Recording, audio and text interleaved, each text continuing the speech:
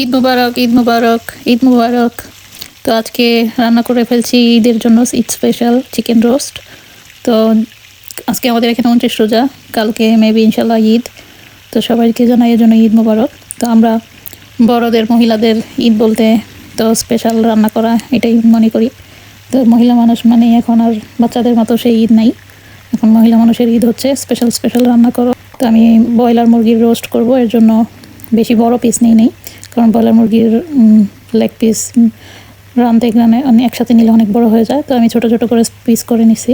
তো মুরগির মাংসগুলো আমি আদা রসুনের পেস্ট দিয়ে আর একটু লবণ দিয়ে ম্যারিনেট করে রাখছিলাম আধা ঘন্টার মতো। তারপরে এগুলো ভেজে নেব।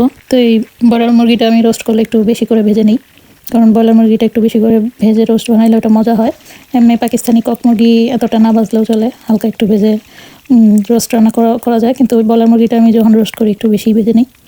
তো এই তো মাংস ভাজার পরে মাংসগুলো তুলে নিলাম। তো ভাজার পরে যে তেলটুকু আছে ওই তেলটুকুর মাঝে আমি এলাচ, দারচিনি, তেজপাতা তো এগুলো দিয়ে দিলাম। তো আমি লংটা রোস্টে পছন্দ করি না, লংয়ের ফ্লেভারটা, এর জন্য লং দিই নি। অনেকে লং দেয়, লংয়ের ঝাঁজটা একটু বেশি লাগে আমার কাছে, এর জন্য এক একজন এক একভাবে করে আর কি। আমি লংটা একটু অ্যাভয়েড করি। তো এই তো তারপরে একটু পেঁয়াজ বাটা দিয়ে একটু ভাজা ভাজা করলাম। তারপর এখানে আদা রসুন বাটা দিলাম। তারপরে একটু কাঁচামরিচ কুচি দিলাম 4-5টা। আর কাঁচামরিচ কুচি করে দিলে আর কি ঝালের কাজটা হয়।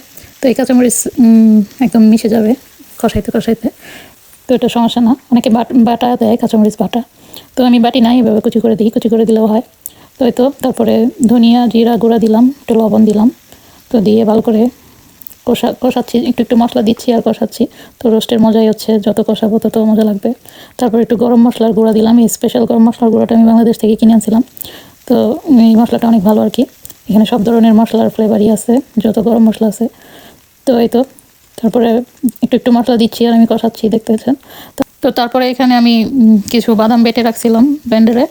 তো এখানে আছে কাজু বাদাম, তারপরে আলমন্ড, এগুলো আর নর্মাল বাদাম, এই 3 ধরনের বাদাম একসঙ্গে আমি ভিজিয়ে রেখে ব্লেন্ড করে রাখছিলাম। তো এটা দিয়ে দিলাম, এটা একটু ধুয়ে পানিটাও দিয়ে দিলাম।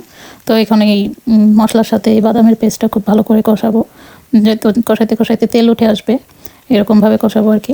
তো রোস্টের মজাটাই হয় যত কষাবো তত মজা আর কি। এই তো এখন মুরগির মাংসটা দিয়ে মশলার সাথে ভালো করে কষাবো আর কি। এই তো এভাবেই বেশ কিছুক্ষণ কষাইতে কষাইতে এইভাবেই মাংসটা সিদ্ধ হয়ে যাবে। তো আমি এখানে কোনো পানি দিব না, পানি ইউজ করব না। আমি এখানে তো দই দিই নেই, আমি দুধের মাঝে একটু লেবুর রস চিপে দিছিলাম।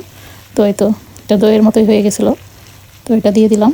তো এটা অনেকে টক দই দেয়, টক দই আমার বাসায় ছিল না তখনের জন্য আমি এইভাবেই দিই। যখন টক দই বাসায় না থাকে তখন এই তো দুধের সাথে একটু লেবুর রস চিপে রেখে দিই, তো এটা টক দইয়ের মতো হয়ে যায়। তো এই দইটা দিয়ে নাড়াচাড়া করে একটু কাঁচামরিচ, আস্ত কাঁচামরিচও দিয়ে দিলাম। তো এখন ভালো করে কষাচ্ছি আর কি। তারপরে একটু ঢাকনা দিয়ে ঢেকে দিয়েছিলাম, তো ঢেকে একটু সিদ্ধ করে নিছি। তো এখন একটু ভালো করে কষাচ্ছি, কষাইতে কষাইতে যখন তেল উঠে আসছে, একদম ঝোল থেকে তেল ছেড়ে দিছে, তখন একটু চিনি দিয়ে দিলাম, 1/2 টেবিল চামচ চিনি দিয়ে দিলাম টেস্টের জন্য আর কি। চিনিটা দিলে একটু স্বাদটা বাড়ে।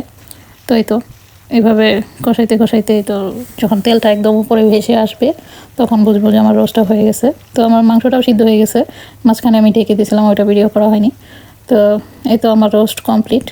তো একটু একটু ঝোল থেকে যখন তেল ছেড়ে দেবে তখনই আমি একটু ঝোল থাকা অবস্থায় একটু নামিয়ে নিব, কারণ এটা পরে আবার ঝোলটা টেনে যায়। তো এই তো আজকে তো সবাই রোস্ট রান্না করবে, আপনারা ভিডিও দিয়েন, আর আমার রোস্ট রান্নাটা কেমন হলো সেটাও কমেন্টস করে জানাবেন। তো এই তো রমজান মাসটা শেষ হয়ে গেল, তার জন্য খুবই খারাপ লাগছে। রোজার মাসটা আমার খুবই ভালো লাগে। তো পরবর্তী রোজা পাবো কিনা জানি না, আল্লাহ এই রমজানেই আমাদের সকলের গুনাহ মাফ করুক। আর সবাইকে অগ্রিম ঈদের শুভেচ্ছা জানাচ্ছি। ঈদ মোবারক। আজকের মতো আল্লাহ হাফেজ।